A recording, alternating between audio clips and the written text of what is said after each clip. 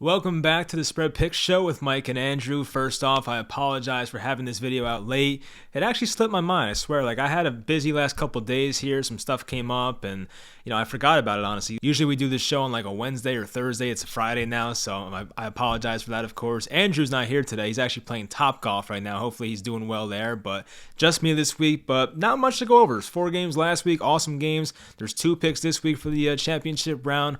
Hopefully you guys enjoyed this video, though, and let's get into it. So Cincinnati at Tennessee. Tennessee was a 3.5 point favorite. They outright lost the game. Ryan Tannehill, 3 interceptions, 1 on the final drive. Not a good look for him. So I got the win with the Bengals. Andrew took the Titans going against me because he had to go against me in order to come back and win. I took the Green Bay Packers. That was not a good pick. That was still the most surprising outcome of the weekend. Sure, there were great games and some other pretty surprising outcomes like the Buccaneers losing, I guess, but still, even the Bengals winning. But this game, man, crazy. 5.5 point favorites were the Green Bay Packers and outright lost the game. Robbie Gould for the win, so congrats to the Niners and their fans. That's a great win for them, of course. I went more in depth in these games, by the way, so if you want a full-on reaction to all these games, I made a 30-minute video reacting to all 4 of these games. I did that on Monday or Tuesday, so if you want to go back and watch that, go ahead. But anyway, Los Angeles Rams at Tampa Bay Bucks. I picked the Rams to win the game outright, and they did. It got very close at the end. It was a weird game. The Rams go up 27-3, almost 28-3, and then they start turning the ball over, and Brady comes back. They make it a game, and luckily the Cooper Kupp Matthew Stafford connection worked one more time. They get themselves in field goal range, and Matt Gay kicks them to the NFC Championship game. So the Rams, of course, covered the spread there. Buffalo at KC. I got pretty lucky here, I guess. So Kansas City was a -2.5. Crazy game, went to overtime. And of course, Mahomes lays out a perfect pass for Travis Kelce in the end zone for a touchdown. I still cannot believe the Bills kicked the ball out of the end zone and did not take any time off the clock with 13 seconds left, but that's their own problem. So I took the Chiefs, Andrew took the Bills. So after this week here, I am now 143, 136, and 3. I guess I clinched an above 500 season, so congrats to me there. But Andrew now is 135, 144, and 3, meaning that I beat him for the second year in a row. So Andrew's a loser, and I'm just a winner. That's just how it is. No, I'm kidding. So anyway, we'll go over the conference championship matchups here, of course. We have another pair of some really good games here. First one is Cincinnati at Kansas City. Kansas City is a -7, right? I'm pretty sure I saw -7. Kansas City's a -7. All right, so the spread kind of surprised me. I'm not going to lie. -7 seemed like way too much for a game like this, and we'll go over the matchups here and whatnot, but I think Cincinnati, they have not played their best football yet. They're still waiting to have that offensive outburst. And if you guys remember, these teams played in Week 17. Yes, Cincinnati was home for that game, but Cincinnati just killed them offensively, put up 34 points. I think Jamar Chase had 250 receiving yards. So Cincinnati's not had that great offensive game yet, but there are some concerns here. So the big thing in this game is who takes advantage more. There's Kansas City's pass rush versus Cincinnati's bad offensive line, or Cincinnati's passing game versus Kansas City's weak secondary. And Tyrann Mathieu could be out for this game. I think he's going to play, but you never know. It really comes down to, can the Bengals' offensive line hold up? If they do and give Burrow time to throw versus a weak secondary, I think the Bengals put up over 30 points. If they don't and Burrow's on his back 6, 7, 8 times in this game, that might be too much to overcome here in a matchup like this. It was able to work versus Tennessee because their offense was not doing much, and the Bengals defense showed up with the turnovers. But if you're going to get sacked 6, 7, 8 times versus a Kansas City team, you're probably not going to win. It's not going to happen this time. So the offensive line for Cincinnati has to be much better. If it is, and Burrow is sacked maybe 2, 3, 4 times, you can live with that. If they put up over 30 points, they're giving themselves a real chance to win the game. Now, Cincinnati, as I mentioned, they have yet to break out offensively. They played Las Vegas, played Tennessee.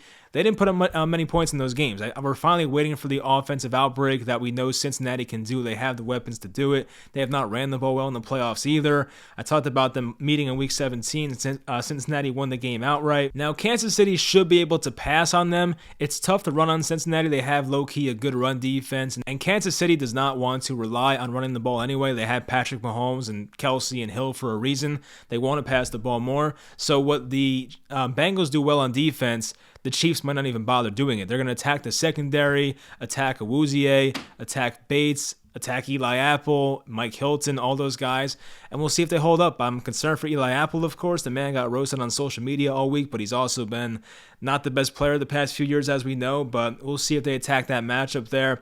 And Cincinnati, I mean, they can stop the run, but it's about stopping Mahomes. Can they stop Mahomes? That's the question. You can't stop Mahomes. You can contain him at times, but I don't know if KC puts up 35 plus, it might be it, because I don't know if the offensive line for Cincy can keep Joe Burrow upright the entire game. I have a tough time believing that the way that a guy like Melvin Ingram is playing right now. He looks like prime Melvin Ingram. You still have Chris Jones, still have Frank Clark, Okafor. They have a good pass rush over there for Kansas City right now. So, as I mentioned, 7 seems like too much. I think Cincinnati has like a 20% chance of winning this game. I'm giving them a shot. If I had to guess, I'm saying the Chiefs win this game by 4, 5, 6 points, but as a +7, I'll take the Bengals. I do feel pretty good about this one, so I'll take Cincinnati for the first game. And Andrew is as well, so me and Andrew actually agree on this first game. The second game, NFC Championship game, the San Francisco 49ers at the Los Angeles Rams. Same division here. So Kyle Shanahan, as we know, has beaten Sean McVay 6 times in a row.